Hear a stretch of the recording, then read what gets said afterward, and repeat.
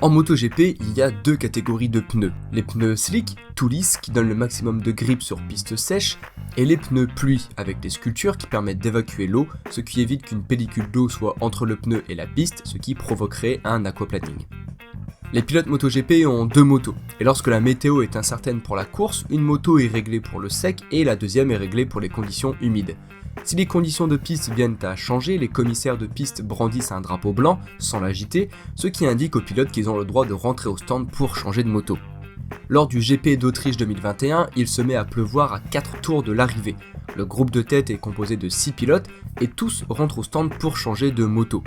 Tous, sauf un, Brad Binder qui décide de prendre le pari de faire les 3 tours restants en pneus slick. Il n'est pas le seul à faire ce pari puisque sur les 17 pilotes en piste, ils sont 11 à rester en pneus slick.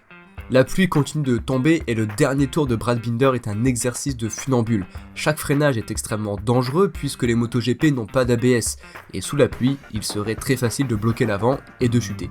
La piste est tellement piégeuse que Marquez se fait surprendre au virage 1 alors qu'il est en pneus pluie. Bon, il n'était pas aidé par la Honda à cette époque.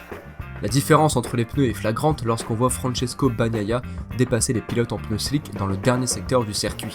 Mais pour Binder, le pari est gagnant. Alors qu'il était 5ème, il a assez d'avance pour terminer la course en première position grâce à son exercice d'équilibre magistralement réalisé.